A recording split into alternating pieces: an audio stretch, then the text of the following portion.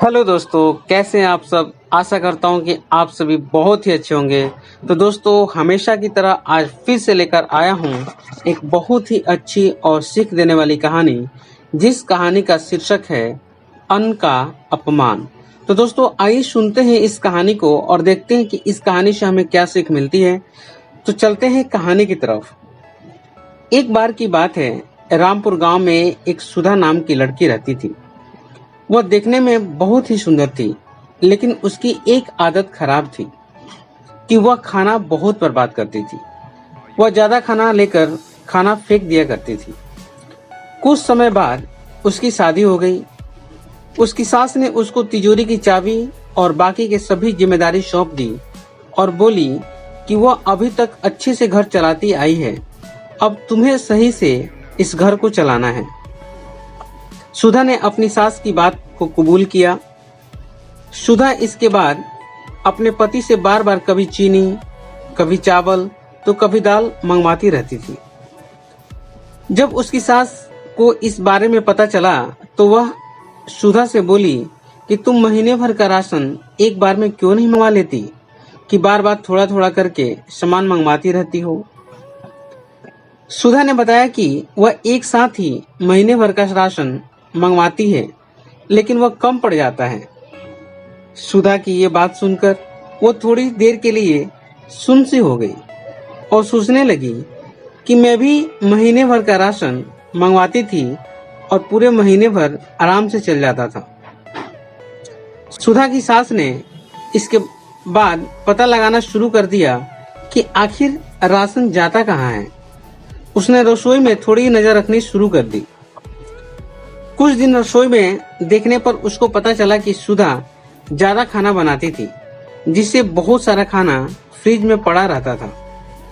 उसने सुधा को खाना की अहमियत के बारे में सिखाने की सोची। एक दिन उसने सुधा को बुलाकर कहा कि हमारे पहले वाली नौकरानी के बच्चे की तबीयत ठीक नहीं है, मुझे वहां जाना है, क्या तुम भी चलोगी। सुधा भी अपनी सास के साथ जाने के लिए तैयार हो गई। अपनी नौकरानी की बस्ती में जाकर सुधा की सास ने कहा कि मैं अभी रास्ता पूछ कर आती हूँ, तब तक तुम यहीं पे ठहरो। इसके बाद सुधा वहीं खड़ी रही। तभी उसे एक बच्चे की रोने की आवाज सुनाई दी। सुधा उस घर के अंदर देखा तो एक छोटा बच्चा भूख के कारण रो रहा था और उसकी माँ उसे चुप करा रही थी, यह कहकर कि बेटा चुप हो जा, मैं अभी खाने की व्यवस्था करती हूँ। जब उसकी माँ ने अपने अनाज के सभी बर्तन देखे तो वो खाली थे। यह सब देखकर सुधा को बहुत दया आई और उसको रोना आ गया।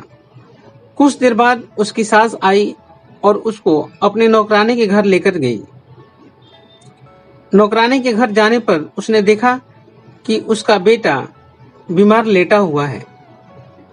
जब सुधा की सास ने बीमारी का कारण पूछा तो नौकरानी ने कहा कि वह एक घर से बचा हुआ भोजन लेकर आई थी, लेकिन उसको नहीं पता था कि वह खाना खराब था, जिससे उसके बेटे की तबीयत खराब हो जाएगी।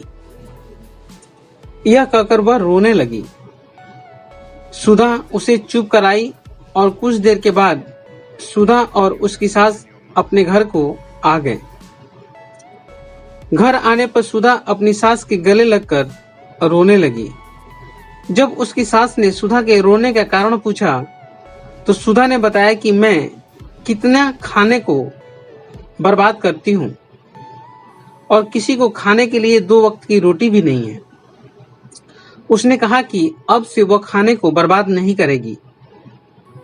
सुधा को खाने की कीमत महसूस होने पर उसकी सास को खुशी हुई कि चलो समझ तो आई कि भोजन की क्या कीमत होती है। Moral of the story.